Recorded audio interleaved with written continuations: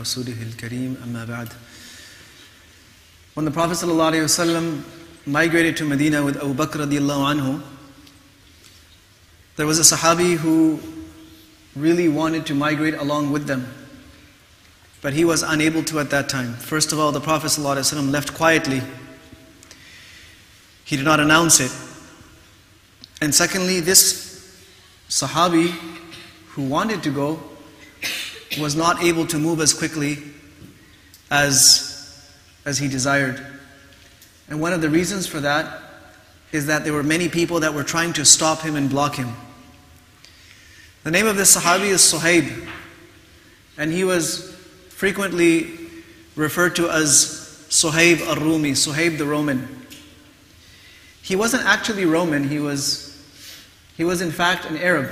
He was a pure Arab, but when he was very young, he was kidnapped and taken prisoner and made into a slave and taken to the Roman lands.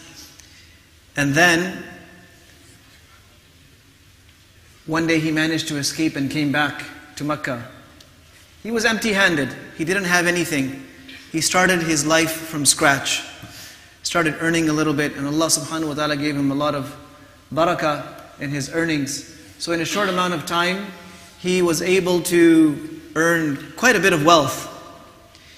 Now, when he was about to leave Mecca, people chased after him and they surrounded him. Many men.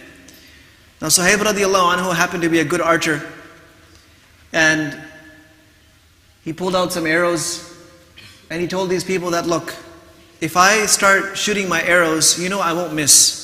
I'm going to plant an arrow into every single one of you. And if I try to escape from you, you know that in reality you can't stop me. But what is it that you're after? What if I give you something? Will you just let me go, because I really need to leave? So they knew that Suhaib radiallahu anhu has accumulated a lot of wealth. And they said, look, when you came to Mecca you had nothing. You've earned all this wealth here, and we're not happy that you make all of this money and then you go, you travel, you take it with you, or you have it conveyed to you. So he said, okay, come with me. I'll show you where all my assets are. So he actually took them to where he had lots and lots of gold buried for safekeeping. And he said, here, you can take this. He showed them other places where he had wealth. He had some slaves, he gave them his slaves as well. He gave away everything just so that they would let him depart in peace. And he left.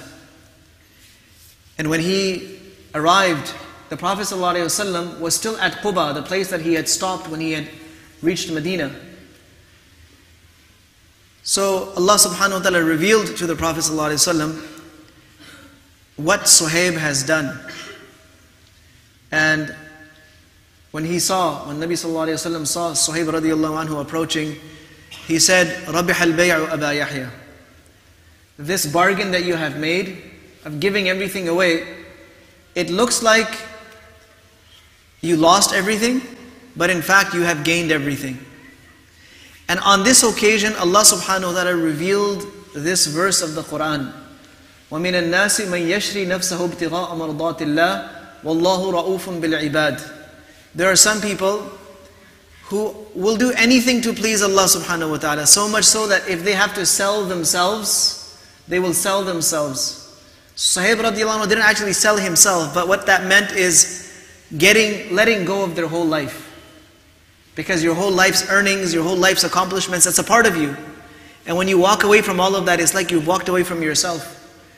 So there are some slaves of Allah subhanahu wa ta'ala who give up everything of theirs just for the pleasure of Allah subhanahu wa ta'ala. Wallahu ra'ufun bil ibad. Allah subhanahu wa ta'ala is very loving, kind, merciful. Allah subhanahu wa ta'ala does not let these sacrifices go in vain. So what enabled the Sahaba to do this? What enabled them to give up massive amounts of wealth, earnings, achievements of their life for the sake of one command? Hijrah was one command of Allah, that migrate. What enabled them to do that? It was their iman. It was the level of iman that they had, that if I do what Allah subhanahu wa ta'ala wants me to do right now, I have already won, I have already succeeded, whether I see the outcome of it, or I don't see the outcome of it, or I see it later on. I don't need to see the outcome. As long as I have done what Allah subhanahu wa ta'ala wanted me to do at that time, I have succeeded. This was their definition of success. But on the other side, if I fail to do what Allah subhanahu wa ta'ala wants me to do, if I fail to do that, then I have failed even if I get all the treasures of the world. Even if I earn all the money there is to earn. I get all the positions that there are to gain. I gain everything, but if I miss out on this command of Allah, I've missed out on everything. So this is a part of our deen, where we don't just do things because someone tells us to. We have so much passion for every one of the instructions given to us by Allah subhanahu wa ta'ala that we are ready to give up whatever we have to in order to meet that instruction. And that was a part of their bond of love with Allah, and their bond of love with this great deen, and their bond of love with the Prophet sallallahu alaihi wasallam. It empowered them to give up anything and everything. When a person truly loves someone or loves something, they are willing to make whatever sacrifices are required for it. May Allah subhanahu wa ta'ala also enable us to start having the value of His commandments, His instructions, the ways of His Prophet sallallahu alaihi wasallam, and also enable us to start walking on this path of love. Wa sallallahu wa sallama wa baraka ala nabina Muhammad wa ala alihi wa ashabihi ajma'in.